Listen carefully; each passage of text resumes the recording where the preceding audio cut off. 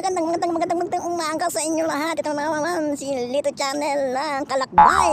Magandang araw nyo ngayon. At syempre naman, tayo ay umagang-umaga naglalakbay kung saan man tayo naroon. Ay syempre, ay naririto pala tayo mga kalakbay. Ay nako, malapit na tayo sa munting bundok na ito. Bundok na Diwata. Mamaya makikita natin si Diwata sa tuktok na ito. At bago po kayo umakyat ng at syempre nakainom na kayo ng kapeng barako ng Batangas. Ay naku, ay napakasarap talaga ng kapeng barako ng Batangas. Ay kung inyo na sana all at kayo may rayuma. Ay sige, tayo na samahan niyo sa taas. At para naman tayo ay hindi mainitan. Kapag mainit na mamaya, ay naku naman, masakit na sa balat, masakit na sa ulo. Ay ganun tayo ngayon mga kalakbay. Tara na, sabay-sabay tayong umakyat. At kung hindi niyo ako kasama sa pag-akyat, ay huwag po kayong ma-stress sa inyo dyan. sana all Mga kalakbay, sige na, tara na mga kalakbay. At tayo aakyat na. At siyempre, maligaya tayo ngayon. At kumusta ang araw nyo ngayon? At ito, inahakbang.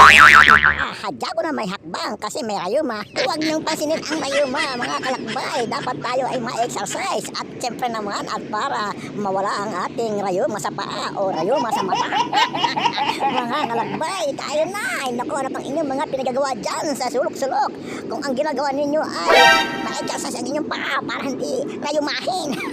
At ito na tayo sa tuktok na ito. At siyempre mga kalakbay, tapos na ba kayong minom ng kapay? Ay talagang mararamdaman ninyo ay masasakit ang inyong rayuma.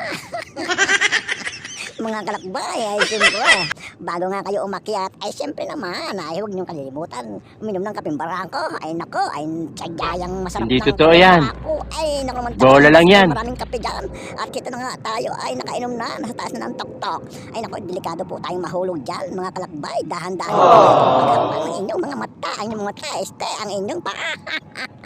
Mga kalakbay, at baka kayo makalingat at mahulog dyan. Napakahirap, bali-bali ang inyong buto at bali-bali din at mawawala ang inyong mga rayuma sa mata. Rayuma sa paa, rayuma sa paa na masakit kapag kayo nahulog dyan. Kaya ingat lang kayo dito mga kalakbay. Naku naman, pag hindi kayo mag-iingat dito mga kalakbay, ay naku, mauubos ang kapeng barako. Sana mga kalakbay, may kasamang kubos o paruta ang inyong iniinom na kapeng barako. Diyan tayo po lalakas dahil may paruta. Napakasarap po yan, lalo't may sausawan na mahanghang. Dahil po, kaya tayo kakain yan ay para hindi tayo rayumahin ang mata. Gago! Hindi mararamdaman ang sakit ng pag-akyat dito sa bundok ni Diwata. Ay, naku, nung natin makita si Diwata, hinahanap-hanap. Hindi ko makita. Ay, Diwata, nasaan ka na? Ako'y naririto. Si Kamang yan, Lito Channel. Magpakita ka na, Diwata. At maraming salamat sa inyo, mga kalakbay. Bye-bye po, bye-bye! Mga kalakbay!